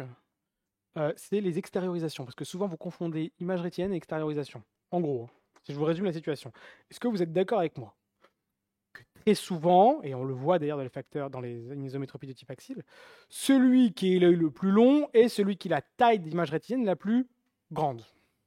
Mais attention, ce n'est pas parce que votre taille d'image rétinienne est plus grande que vous percevez les objets plus grands. On est tous d'accord que le myope, en général, a la taille d'image rétinienne plus grande parce qu'il est plus long, mais comme il regarde à travers un verre négatif, il perçoit les objets plus petits. Donc, c'est vraiment, il n'y en a aucun rapport entre image rétinienne et ce qu'on appelle l'extériorisation. Au niveau de l'extériorisation, qu'est-ce que c'est? En général, pour l'extériorisation, on ne vous demande que de faire un seul schéma explicatif. On ne vous demande pas de faire des calculs ni quoi que ce soit. Mais d'expliquer à l'aide d'un schéma, très souvent c'est ça la question, expliquer à l'aide d'un schéma en quoi porter un verre positif ou un verre négatif va impacter, et très souvent c'est ça le sujet, l'acuité visuelle d'une personne. Est-ce que vous êtes tous d'accord avec moi que plus je vois plus gros, plus c'est facile de lire, donc meilleure sera mon acuité? Donc l'idée c'est de dire que souvent, quand vous êtes hypermétrope compensé en lunettes, forcément vous voyez plus gros à travers un verre positif, vous avez une acuité qui est meilleure que le gars qui est myope et compensé en lunettes. D'accord? Et ça s'explique par un seul schéma, qui n'est pas le schéma de la taille d'image rétinienne, mais ce qu'on appelle le schéma de l'extériorisation. Alors on va prendre déjà le cas du myope, parce que c'est plus simple, et de l'objet infini, parce que c'est ce qui tombe à l'examen. On pourrait faire aussi le cas de l'objet proche, mais je vais faire l'objet infini. Donc imaginons que, par exemple, je m'en fous, dl égale, j'ai dit que j'allais prendre un myope, donc je ne vais pas prendre du plus, je vais prendre moins 5. LH égale 15 mm, mais ça, à la limite, on s'en fout, parce que c'est un schéma de principe qu'on vous demandera de faire. Et d'expliquer qu'un objet à l'infini, je le vois plus gros. Donc le schéma, il va ressembler à quoi?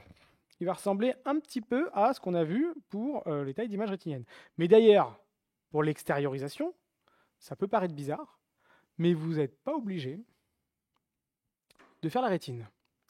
Parce qu'on s'en fout royalement de ce qui se passe derrière l'œil. On veut savoir ce qui se passe où? Devant le verre. Comment on perçoit en fait finalement les objets. Donc ici, je vais faire un verre négatif. H''. Si vous voulez, je vous fais plaisir, mais je le fais moche. Je vous mets R', parce que je ne vais pas m'en occuper. Et je vais vous dire que l'objet est à l'infini. ALBL donne AB, donne A'B' à travers DL, origine en L, DO, origine H, H'. Donc on va faire exactement le même principe que tout à l'heure, c'est-à-dire qu'on va envoyer un objet qui vient de où? Donc de l'infini, sous un angle UL. Et ici, donc, j'ai l'angle UL, BL qui vient de l'infini, AL qui vient de l'infini. Forcément, alors là j'ai un verre qui est négatif, je ne sais pas si vous vous souvenez, mais j'ai oublié de le noter d'ailleurs, c'est fou parce que je vous disais que c'est obligé de le faire. F'L est ici. Wow, qu'est-ce qui s'est passé? Oh non, j'ai pas tout perdu quand même.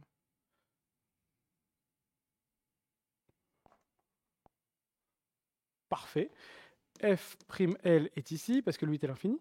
Et donc, pour le myope, on est d'accord que F'L est devant.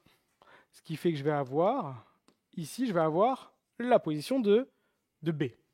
Donc ensuite, je pars de B, je vais taper qui? Je vais taper H.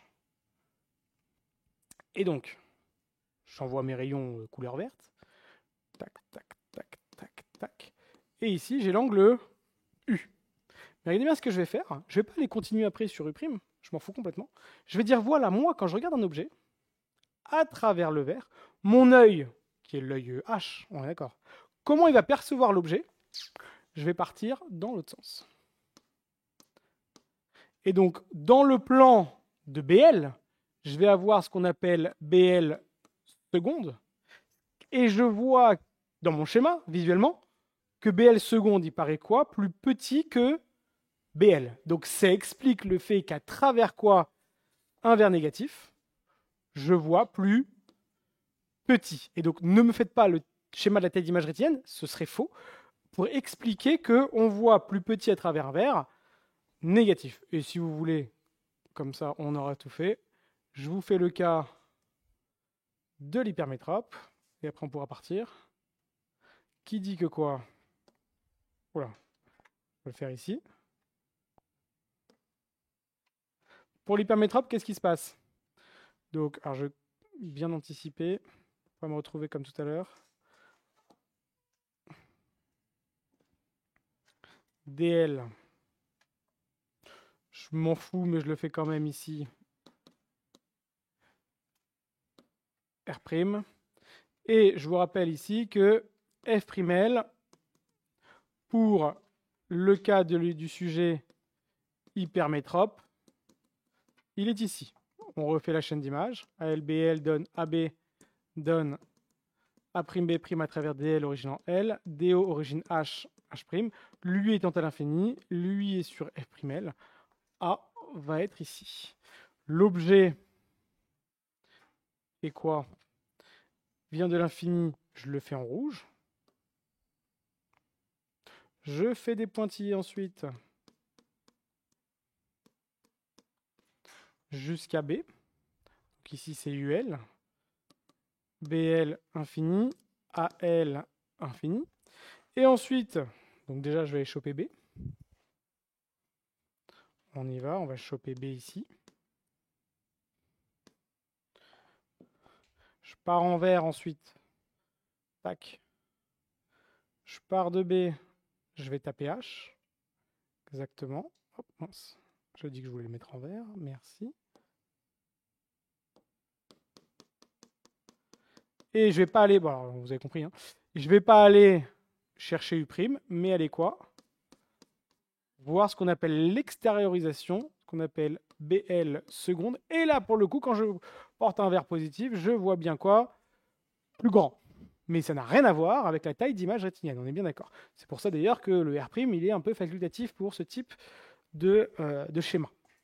Est-ce que tout le monde a compris la différence entre ce qu'on appelle extériorisation qui est ça, et taille d'image rétinienne qu'on a vu juste avant. C'est clair dans l'esprit de tout le monde? Il ne faut pas confondre les deux. L'extériorisation, C'est comment je perçois le, on voit l'objet que je vais regarder, alors que la taille de l'image rétinienne, c'est juste quelle taille elle a sur la rétine. Exactement. C'est en fait, en gros, ce qui arrive sur la rétine, c'est des informations. Et globalement, il faut que les informations soient similaires l'une et l'autre. Mais ça n'influence pas du tout. Là, c'est pas parce que vous avez un œil très long que vous verrez plus gros. C'est surtout ça, voilà, l'histoire. Ça stimule pas ça stimule une zone plus grande, c'est tout. Mais il faut que ça se stimule de manière à peu près équitable entre l'œil droit et l'œil gauche pour qu'on puisse fusionner les deux images. Ça n'a aucun impact, la longueur des yeux, sur l'effet grossissant des verres qui nous fait voir plus gros ou plus petit. Vous avez compris un peu la subtilité entre les deux? Parce qu'il y en a plein qui confondent les deux, hein. Ça ne faut vraiment pas le faire. Ça va?